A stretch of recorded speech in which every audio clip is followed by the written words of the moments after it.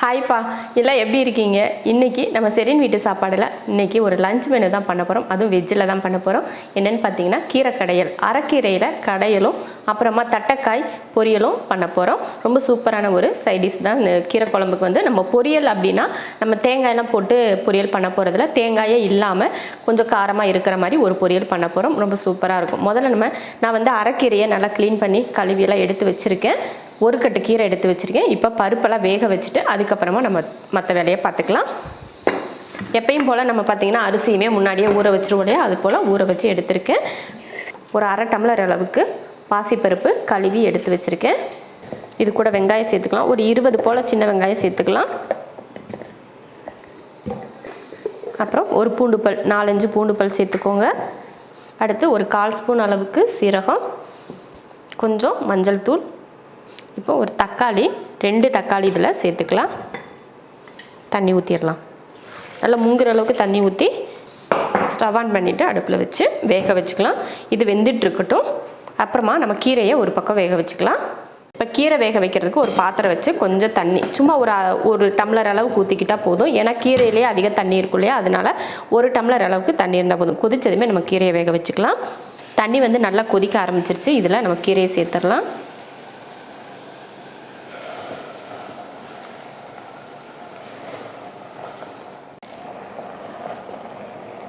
நான் கீரை கடையல் பண்ணுறப்ப எல்லாம் என்ன பண்ணுவேன் பார்த்தீங்களா, பருப்பு தனியாக வேக வச்சுட்டு கீரையை தனியாக வேக வச்சுட்டு அதுக்கப்புறமா தான் ரெண்டும் ஒன்றே போட்டு வேக வைப்பேன். ஏன்னா கீரையை அதிக நேரம் நம்ம வேக வச்சிட்டோம்னா அந்த கலர் பச்சை கலர் மாறிடும்.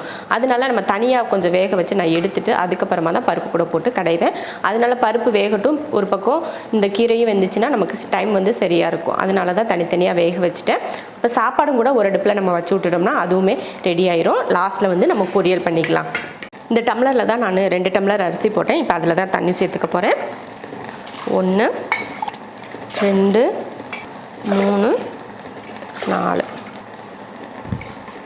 தேவையான அளவுக்கு உப்பு போட்டாச்சு. இப்போ குக்கர் மூடி போட்டுடலாம். அடுப்பில் வச்சு 3 விசில் விட்டு ஆஃப் பண்ணிக்கலாம். இப்போ சாப்பாடெல்லாம் வச்சு விட்டாச்சு. அடுத்து நம்ம கீரை வேக வச்சோலையே, அதுவும் பார்த்திங்கன்னா நல்லா வெந்து வந்துருச்சு கீரை. நம்ம இப்போ எடுத்து பார்த்துட்டு இறக்கி வச்சிடலாம். எடுத்து பார்த்தா இந்த மாதிரி இது நசுங்கணும். அப்போ நல்லா வெந்திருக்குன்னு அர்த்தம். இப்போ இறக்கி வச்சிடலாம். ரொம்ப நேரமும் நீங்கள் கீரையை வேக வச்சாலும் அது கலர் மாறிடும். அதனால இப்போ அடுப்பு ஆஃப் பண்ணிடலாம். இப்போ பருப்பு வேக வச்சோம் இல்லையா, பருப்பும் பார்த்திங்கன்னா நல்லாவே வெந்துருச்சு. இப்போ நம்ம இதில் கீரையை சேர்த்துட்டு நம்ம கடைஞ்சிடலாம். அவ்வளோதான். இந்த மாதிரி வெந்தால் போதும். ரொம்ப குலைவாக வேக வைக்கக்கூடாது. ஓரளவுக்கு அந்த கடையிற மாதிரி பக்குவத்துக்கு வரும் இல்லையா, அந்த மாதிரி பக்குவத்துக்கு மட்டும் வேக வச்சுட்டா போதும். ரொம்ப மையாக இருக்கிற மாதிரி வேக வச்சோம்னா நம்ம கீரை கடையில் சாப்பிட்றதுக்கு நல்லா இருக்காது. இப்போ இந்த கீரையை இதில் சேர்த்துடலாம். இப்போ அடுப்பை ஆஃப் பண்ணிடலாம். தேவையான அளவுக்கு உப்பு. இப்போ அடுப்பை ஆஃப் பண்ணிவிட்டு கீரையை இறக்கி வச்சிடலாம். நீங்கள் கவனிச்சிருப்பீங்க, பச்சை மிளகாயை நம்ம இதில் காரத்துக்கு நம்ம எதுவுமே சேர்க்கலை அப்படின்னு சொல்லிட்டு நீங்கள் கவனிச்சிருப்பீங்க. நான் பச்சை மிளகாய் ஏன் முன்னாடியே சேர்க்கலை அப்படின்னு பார்த்தீங்கன்னா, நம்ம இதில் வதக்கி இதில் சேர்த்தோம்னா ரொம்ப நல்லாயிருக்கும் டேஸ்ட்டு. நம்ம இதுக்கு முன்னாடி வீடியோலாம் பார்த்தீங்கன்னா உப்பு பருப்பு கடைஞ்சிருப்போம் நம்ம செரின்ஸ் கிச்சனில். அதில் பச்சை மிளகாய் வெங்காயம் எல்லாம் வதக்கி இதில் கொட்டி நம்ம கடையிறப்போ ரொம்ப டேஸ்ட்டாக இருக்கும். அந்த மாதிரி இன்றைக்கி நம்ம இதில் வதக்கி கொட்டி இன்றைக்கி கடைஞ்சி எடுத்துக்கலாம். இப்போ தாளிக்கிறதுக்கு ஒரு பேன் வச்சு எண்ணெய் ஊற்றிடலாம். எண்ணெய் நல்லா காஞ்சதுமே ஒரு 1/4 ஸ்பூன் அளவுக்கு சீரகம், அதே போல் 1/4 ஸ்பூன் அளவுக்கு மல்லி எடுத்து இந்த மாதிரி நசுக்கிட்டு இப்படி சேர்த்துக்கோங்க.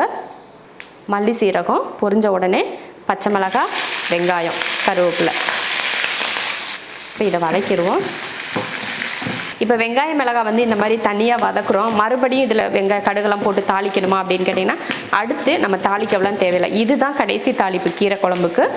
மற்ற மறுபடியும் இதை ஊற்றுனதுக்கப்புறம் கடைஞ்சிட்டு ஒரு தடவை கடுகெல்லாம் போட்டு நம்ம தாளிக்க தேவையில்லை.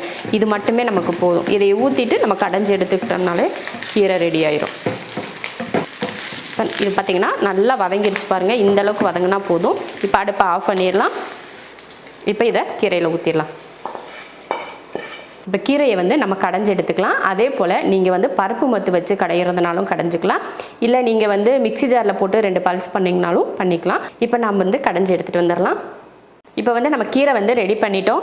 நான் வந்து மத்து வச்செல்லாம் கடையில் மிக்சியில் போட்டு 2 பல்ஸ் பண்ணிவிட்டு எடுத்துகிட்டு வந்துட்டேன். நீங்களும் பார்த்தீங்கன்னா அரைக்கிறது வந்து ரொம்ப மையெல்லாம் அரைக்கக்கூடாது. பல்ஸ் பண்ணுற மாதிரி ஒரு பல்ஸ் அப்புறம் ஒரு 2வது பல்ஸில் நீங்கள் எடுத்துடணும். அப்போ தான் கீரை கடையில் வந்து நம்ம கடைஞ்ச மாதிரி இருக்கும். இல்லை ரொம்ப கடைஞ்சிட்டிங்கன்னா வலுவலுப்பாக இருக்கும், சாப்பிட்றதுக்கு நல்லா இருக்காது.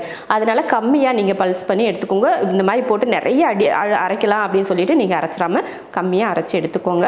இப்போ ரெடி ஆயிடுச்சு. இதுக்கு மேலே நம்ம தாளிக்கலாம் தேவையில்லை, அவ்வளோதான். நம்ம முன்னாடியே வெங்காயம் கருவேப்பிலை மிளகாயெல்லாம் தாளித்து ஊற்றி தான் கடைஞ்சிருக்கோம் இல்லையா, அதனால் அதோட முடிஞ்சுது. இப்போ கீரை கடையலும் ரெடி ஆயிடுச்சு. அடுத்து வந்து நம்ம பொரியல் பண்ணிக்கலாம். இதை மாற்றி வச்சிடலாம். பொரியல் பண்ணுறதுக்கு வந்து தட்டைக்காய் வந்து நான் ஒரு 200 கிராம் தட்டைக்காய் வந்து சின்னதாக வெட்டி வச்சுருக்கேன். தட்டைக்காய் அப்படின்னா சிலருக்கு வந்து என்ன காய் அப்படின்றதே தெரியலை. இது காராமணி காயின்னு சொல்லுவாங்க. சில இடத்துல வந்து காராமணி காயின்னு சொல்லுவாங்க, சில இடங்களில் வந்து தட்டைக்காயின்னு சொல்லுவாங்க. நம்ம தட்டைப்பயிறு குழம்புலாம் செய்வோம் பார்த்தீங்களா, தட்டைப்பயிறு சுண்டல் செய்வோம், குழம்புலாம் செய்வோம், காரக்குழம்பு, அந்த தட்டைப்பயிரோட காய் தான் இது. இந்த காயில் தான் இன்றைக்கி நம்ம பொரியல் பண்ண போகிறோம். இந்த காய் பார்த்திங்கன்னா நல்லா நீளமாக இருக்கும். அந்த மாதிரி நீளமாக இருக்கிறதுல நல்லா மெலிசாக நீட்டமாக இருக்கும் காய். இந்த காய் அதுதான் தட்டைக்காய். நிறைய பேருக்கு தட்டைக்காய்னா என்னன்னு தெரியல, காராமணி காய் அப்படின்னா என்னன்னு தெரியல. நம்ம ஷெரின்ஸ் கிச்சனில் போட்டிருந்தப்போ நிறைய பேருக்கு அப்படின்னா என்ன காய் அப்படின்னு கேட்டிருந்தீங்க. தட்டைக்காயும் சரி காராமணி காய் சரி ரெண்டுமே ஒரே காய் தான். இப்போ நம்ம வந்து பொரியல் பண்ணிடலாம். பேன் வச்சு எண்ணெய் ஊற்றிக்கலாம். எண்ணெய் காஞ்சதுமே கடுகு உளுந்து பொரிஞ்சதுமே ஒரு பூண்டு பல், வெங்காயம், கொஞ்சம் கருவேப்பிலை, இதை வதக்கிடலாம். ரொம்ப நேரம் வதக்க தேவையில்லை, லைட்டாக வதக்கிட்டு இப்போ காய் சேர்த்துக்கலாம். இந்த மாதிரி நல்லா பொடியாக வெட்டிக்கோங்க, அப்போ வந்து உங்களுக்கு நல்லாயிருக்கும். இல்லை கொஞ்சம் நீளமாக வெட்டுறதுனாலும் உங்கள் விருப்பம். நம்ம வெட்டுறது வந்து அவர் விருப்பத்தை பொறுத்து, சின்னதாக வெட்டலாம், பெருசாக வெட்டலாம், இதை விட குட்டியாக கூட வெட்டலாம். அடுத்து மஞ்சள் தூள், ஒரு 1/4 ஸ்பூன் அளவுக்கு மிளகாத்தூள், ஒரு 1/4 ஸ்பூன் அளவுக்கு சீரகத்தூள் சேர்த்துட்டு இதை கலந்து விட்டுடலாம். தேவையான அளவுக்கு உப்பு சேர்த்ததுக்கப்புறமா கொஞ்சம் தண்ணி சேர்த்துக்கலாம். லைட்டாக ஒரு 1/4 டம்ளர் அளவுக்கு தண்ணி. நம்ம டீ குடிக்கிற டம்ளரில் ஒரு 1/4 டம்ளர் அளவுக்கு ஊற்றிக்கிட்டால் போதும், அதிகம் தேவையில்லை. உப்பு போட்டு தண்ணி ஊற்றி கலந்து விட்டாச்சு. இப்போ மூடி வச்சிடலாம். அந்த தண்ணி வத்துற வரைக்கும் வேகட்டும். நம்ம தண்ணி ஊற்றினோம் இல்லையா, அந்த தண்ணியெல்லாம் வற்றி நல்லா வெந்துருச்சு. நல்லா எண்ணெய் தெளிஞ்சு வரவும் ஆரம்பிச்சிருச்சு. பாருங்கள் நல்லா வத்திருச்சு பார்த்திங்களா. நம்ம ஊற்றின தண்ணி நீ லைட்டாக இருக்குது, ஒரு 2 நிமிஷத்துக்கு வதக்கணும்னா சரியாக போயிடும். அவ்வளோதான். பார்த்திங்கன்னா தட்டைப்பயிறு பொரியல் ரெடி ஆயிடுச்சு. இப்போ அடுப்பை ஆஃப் பண்ணிடலாம். சாப்பாடு வச்சாச்சு, கீரை கடையிலும் பண்ணியாச்சு, தட்டைக்காய் பொரியலும் பண்ணியாச்சு. இப்போ எடுத்து வச்சிடலாம். இப்போ எல்லாமே நம்ம சாப்பாடு வச்சு கூட ஸ்டீமெல்லாம் நல்லா இறங்கிடுச்சு. அடுத்து வந்து நம்ம பரிமாறிக்கலாம். அரைக்கீரை கடையல், தட்டைக்காய் பொரியல், அப்புறமா சாதம். சூப்பரான ஒரு சிம்பிளான ஒரு லஞ்ச் மெனு பண்ணிட்டோம். நீங்களும் இதே போல் கீரை கடையல் பண்ணிவிட்டு அதே போல் தட்டைக்காயில் இந்த மாதிரி ஒரு பொரியல் பண்ணிவிட்டு எப்படி இருக்குன்னு சொல்லிவிட்டு கமெண்ட்டில் சொல்லுங்கள். பிடிச்சிருந்தா லைக் பண்ணிவிட்டு ஷேர் பண்ணிவிட்டு நம்ம ஷெரின் வீட்டு சாப்பாடு சேனலை சப்ஸ்கிரைப் பண்ணி பக்கத்தில் இருக்க பெல் ஐக்கானை கிளிக் பண்ணி வச்சுக்கோங்க. இப்போ நம்ம சாப்பிட போகலாம்.